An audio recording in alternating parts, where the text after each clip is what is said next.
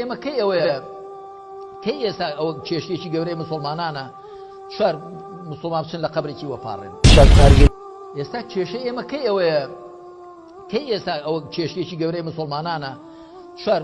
مسلمان بچن لە قەبرێکی ئێستا کێشەی ئێمە کەی ئەوەیە چوار مسلمان بچن لە قەبرێکی وەپاڕێن ورە کاکە کەی وەختی ئەوەیە تۆ باسی بیدعاکەیت و باسی شیرکەکەی تەوحیدەکەی ئەی باسی چی بکەین مۆسیقا لێدە لە تەلەڤیزۆنەکان حەڵاڵی کە ژن و پیا و تێکەڵ کە با حەڵاڵ بێت بەس خەڵق خڕ بکەین نەخێر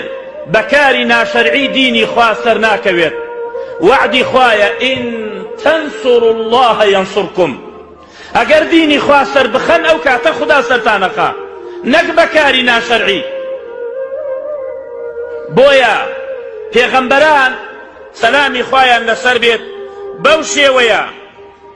واذكروا إذ جعلكم خلفاء من بعد قوم نوح وزادكم في الخلق بسطة فاذكروا آلاء الله بخنوا فكر خوتان أو نعمتان إخواي قولون مهربان كداي بيتان عبادتي خوايا بتاكو تنها لعلكم تفلحون بووي رزقاتان دي لدنيا ولا قيامت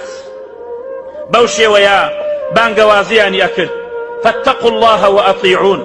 واتقوا الذي أمدكم بما تعلمون أمدكم بأنعام وبنين وجنات وعيون وهروها أي خصة فكرة بيان يود أي قومكم أجر يود شاقبن أجر وازع عبادتي بدبينن أجر شكري خوابكن عبادتي خوابكن بتاكو تنها أجر پاداشتێکی زۆر گەورەتانێ لە ڕۆژی قیامەتە لەلای خوای گەورە و میهرەبان بەڵام بە شەرتێک واز لە عیبادەتی بتەکان بێنن لەوانەیە هەندێک کەس بڵێ مامۆستا هەر باسی تەوحیدەکە قصەی ئیبراهیم هەمووی تەوحیدە دەبڕۆ قسەی ئیبراهیم بخوێنەوە لە سوورەتی بەقەرەوە هەتا لە سوورەتی ناس دەرەچی ئیبراهیم سەلامی خوای لەسەر بێ بۆیە بۆ خەلیلی خوا هەر باسێک خواپەرستیە کرد بۆیە یەهود و نەساڕان خۆشی گەرەکە هەر باسی تەوحیدە و پێغەمبەر صلی الله عليه وسلم 13 دانە ساڵ لە شاری مەککە نەیوت عارق مەخۆنەوە نەیوت زینا مەکەن نەیوت فیتنەی مەکەن نەیوت ئەمە مەکەن هەر فەرمووی یا قەومی قولوا لا إله هیچ ئیلاهێک نییە بەحەق بپەرسترێ إلا الله تفلحوا بەس ئەمە بڵێن ڕزگارتانە بێت 13 ساڵ چۆ شاری مەدینە ئەمجا کە ئاەت دابەزی کە چاکەکار بن لەگەڵ دایک و باوکا و لەگەڵ هاوسەیە و زبانتان پاک بێ و دەستان پاک بێ و چی ئەمان 13 ساڵ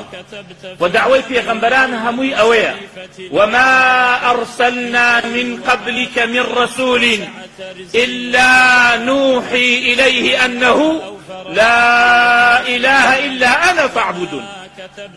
ولقد بعثنا في كل أمة رسولا